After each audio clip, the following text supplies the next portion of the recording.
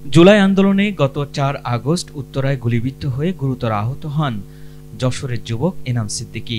আর্থিক অসচ্ছলতার কারণে পরিবারের পক্ষ থেকে ঢাকায় রেখে তাকে আর চিকিৎসা দেয়া সম্ভব হচ্ছিল না। ঠিক এমন অবস্থায় এনাম সিদ্দিকীর সম্পূর্ণ চিকিৎসার দায়িত্ব নিয়েছেন বিএনপির ভারপ্রাপ্ত চেয়ারম্যান তারেক রহমান।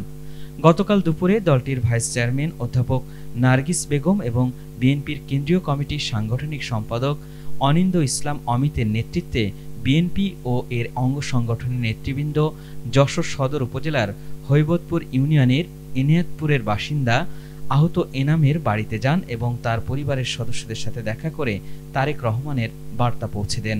এ সময় তারেক রহমানের পক্ষ থেকে এনামের পরিবারের হাতে আর্থিক অনুদান তুলে দেওয়া হয়।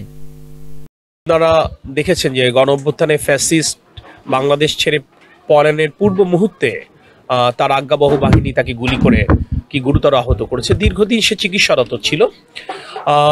তার চিকিৎসার ক্ষেত্রে মূলত রাষ্ট্রের দায়িত্ব ছিল তাকে সুস্থ করে তোলবার ক্ষেত্রে, কিন্তু রাষ্ট্রের এখানে ভূমিকা অত্যন্ত কমই ছিল। আপনি পরিবারের কাছে জানতে পারবেন মূলত তার চিকিৎসার ক্ষেত্রে তার পরিবারই মূল ভূমিকাটা পালন করেছে।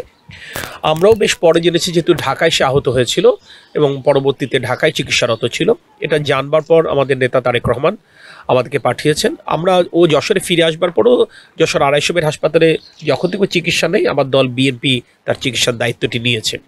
আজকে আমরা তারেক রহমানের পক্ষ থেকে একটু আর্থিক অনুদান নিয়ে এসেছি এবং আমরা পরিবারকে আশ্বস্ত করেছি যদি আগামীতে একটি সুষ্ঠু নির্বাচনের মাধ্যমে বাংলাদেশ জাতীয়তাবাদী দল বিএনপি রাষ্ট্র পরিচালনার দায়িত্বে পায়, তাহলে আমাদের নেতা তারেক রহমানের যে কথা সেটি হচ্ছে দীর্ঘ ফ্যাসিবাদ বিরোধী আন্দোলনে যারাই আত্মত্যাগ করেছে, যারাই বিভিন্নভাবে পঙ্গুত্ব বরণ করেছে শারীরিকভাবে, এই সমস্ত পরিবারের দায়িত্ব পুনর্বাসনের দায়িত্ব রাষ্ট্র গ্রহণ করবে। আমরা সেই কথাটাই ওকে দিয়ে এসেছি এবং আশ্বস্ত করেছি যে তার যতদিন চিকিৎসার প্রয়োজন থাকবে, প্রয়োজন হবে, আমার দল বিএনপি সে দায়িত্বটা পালন করবে ইনশাআল্লাহ।